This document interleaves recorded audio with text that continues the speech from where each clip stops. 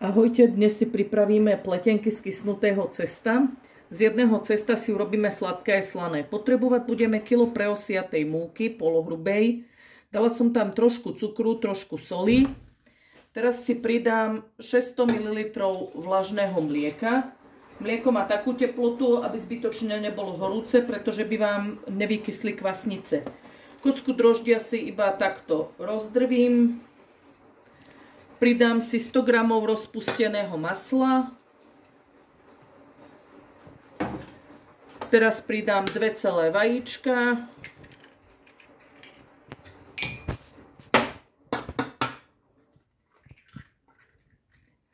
Jedno žltko som si ešte nechala na potretie.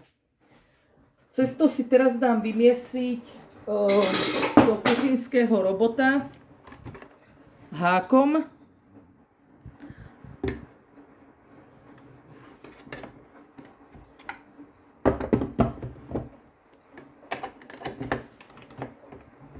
Tak.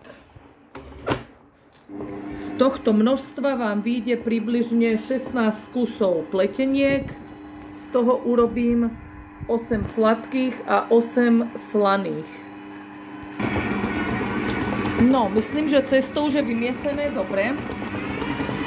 Už sa celkom dobre pooddelovalo od misky. Tak ho teraz zastavíme.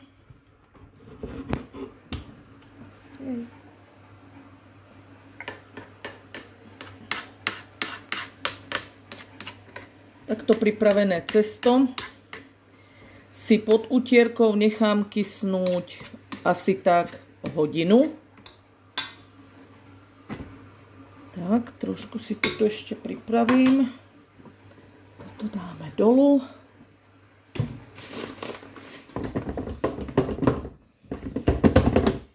Povrch jemne posypem múkou.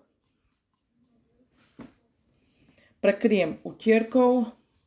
A pri izbovej teplote nechám kysnúť hodinu.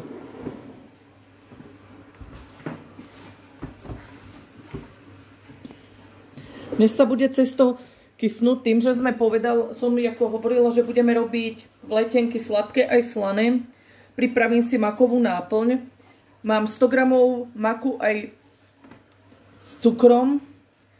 Do toho som si pridala 2 lyžice lekvaru slivkového a teraz prilejem horúce mlieko a mak premiešam,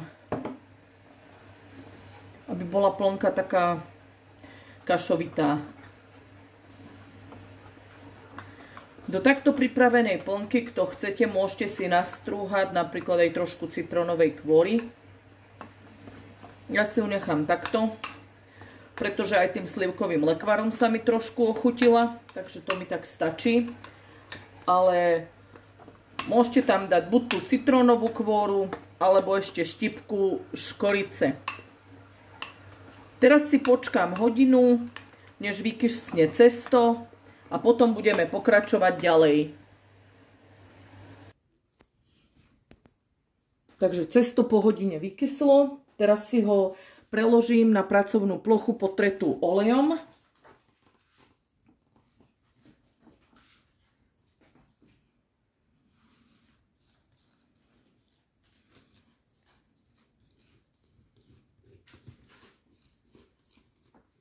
Cesto som urobila neutrálne, aby sa dalo použiť na sladko aj na slano. Postupne si to vysvetlíme. Dala som iba štipku cukru, aby pracoval kvások a veľmi malé množstvo soli. Takto pripravené cesto si rozdelím na približnú polovicu.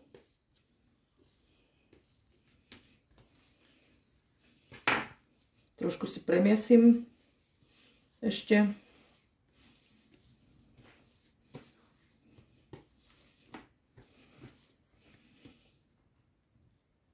Môžete si to kľudne odvážiť, keď chcete. Ja si to dám len tak od oka. Takže takto.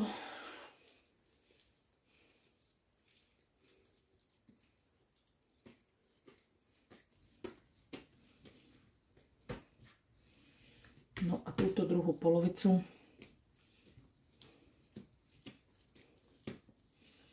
trošku rozvalkám.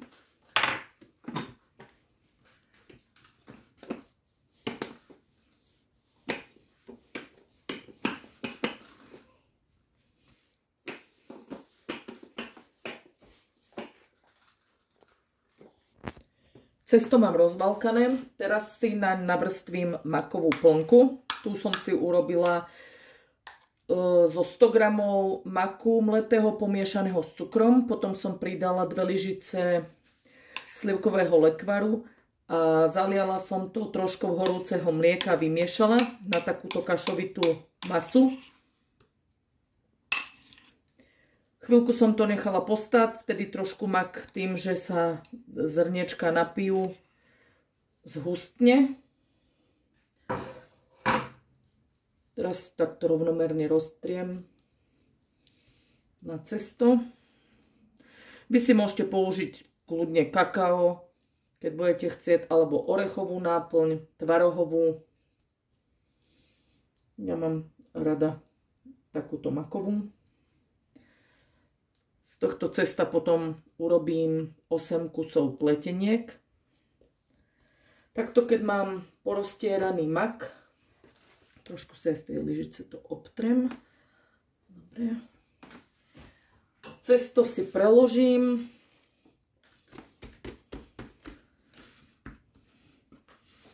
Takto na tretiny.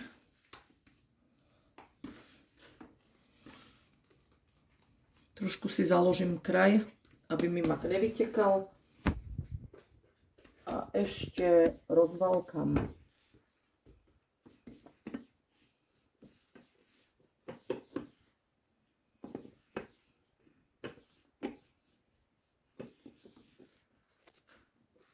Takže cesto mám rozvalkané na takýto obdĺžnik. Teraz si ho prekrojím na polovicu.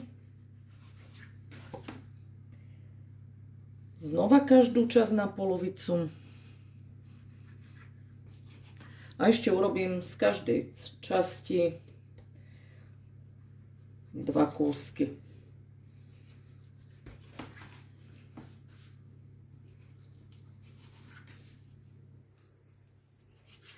Takéto obdĺžničky, keď mám urobené, tak každý si prekrojím nie úplne, ale na 3 pásiky. Nedokrajujte až do konca, pri vrchu si nechajte celé.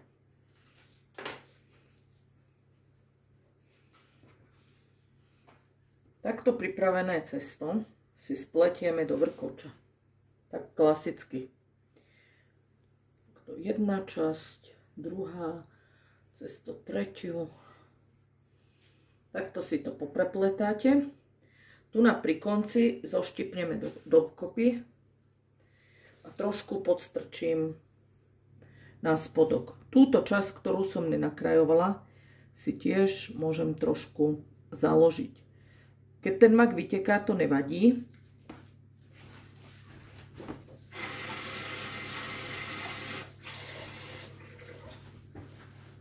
Pletenky takto pozapletané si uložím na plech, ktorý môžete vystlať pečiacim papierom alebo opakovateľne použiteľnou fóliou.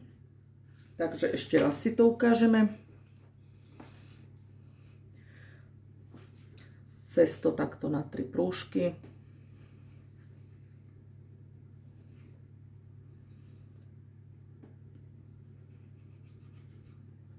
A zapletáme klasický vrkoč.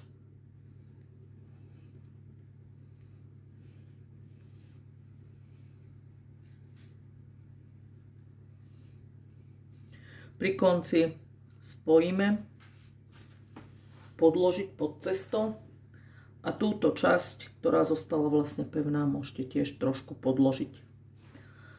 Pleteničky ukladáme vedľa seba na plech. Takto postupne spracujem celé cesto.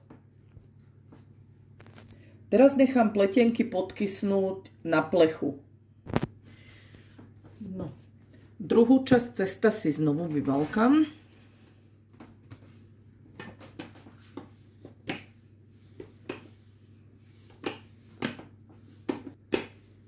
Na začiatku som hovorila, že cesto je neutrálne, takže nie je ani sladké, ani slané.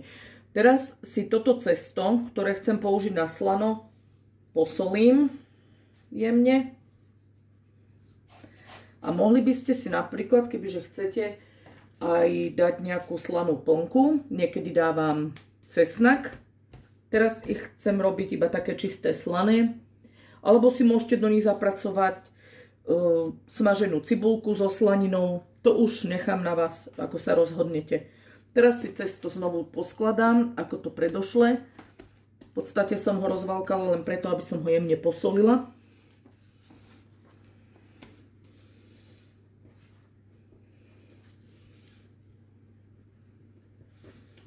Konce si jemne zahnem a znovu dovalkám do obdĺžníka. Aj toto cesto si poprekrajujem.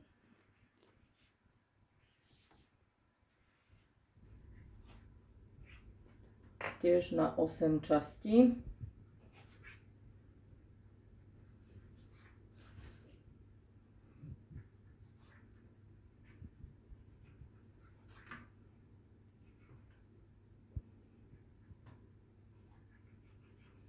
A každú časť pozapletám. Pri týchto neplnených si kľudne môžete poprekrajovať na 3 dieliky celkom, keď chcete, takto.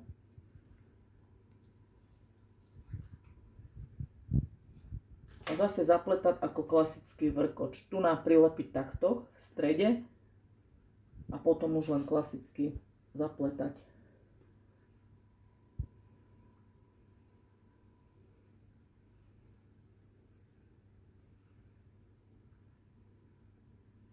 Na konci spojiť, trošku založiť na spodok a takisto túto vrchnú časť založiť na spodok. Položiť na plech, nechať podkysnúť.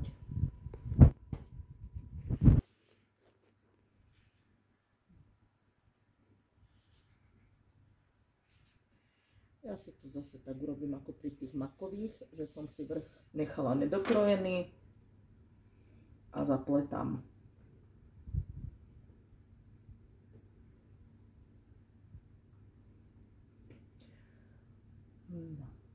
Tak, spojiť, podstrčiť a túto vrchnú časť tiež trošku takto skovať. A postupne spracujem takýmto spôsobom celé cesto. Tieto neplnené pleteničky si môžete zapliesť aj takýmto spôsobom, že si jednoducho vyvalkáte dlhý valček.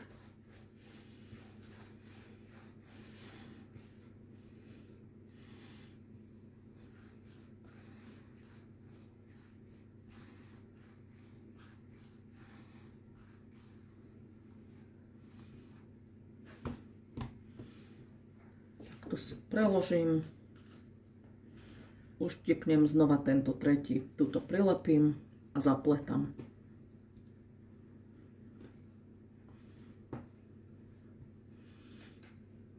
Pri koncoch zlepiť, podstrčiť na druhej strane takisto trošku a necháme podkysnúť na plechu. Takže pletenky som nechala podkysnúť, potriem ich žltkom.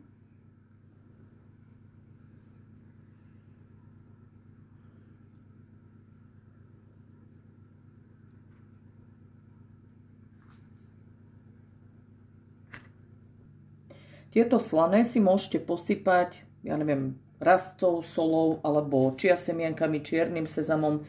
Ja posypem niektoré čiernym sezamom. Alebo napríklad si ich aj môžete potrieť cesnakom po povrchu. Aj také sú chutné. Takže ja si polovicu robím so semienkami sezamovými a polovicu hrubozrnou solou. Môžete použiť takúto bielú alebo aj tú ružovú, prípadne nejakú cesnakovú sol alebo bylinkovú. Teraz potriem aj tieto sladké pletenky.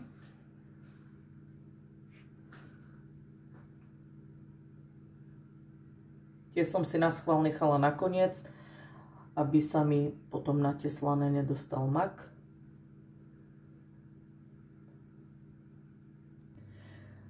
než som potierala pletenky vajíčkom, tak ešte teda som mala už vopred zapnutú rúru na 220 stupňov vrchný spodný ohrev a teraz budem piec pletenky asi tak 10 minút. Takže teraz nechám v rúre 10 minút. Takže sladké pletenky sú upečené, teraz dám do rúry slané. Znova nechám v rúre 10 minút. Takže obidvoje pletenky mám upečené, sú mekučké, upečené aj zo spodu, takisto aj tieto slané. Vy keď si ich budete chcieť upiecť tmavšie, môžete si buď nechať dlhšie v rúre, alebo si nastavte teplotu na vyššie, ale dávajte si pozor, pretože čím dlhšie pečiete, o to viac sa pečivo vysuší a potom po vychladnutí je aj tvrdšie. Takže dnes sme si spolu pripravili sladké aj slané pletenky z jedného cesta. Do popisku vám dopodrobnejšie rozpíšem recept, môžete si ich vyskúšať. Ďakujem vám za pozornosť. Ahojte.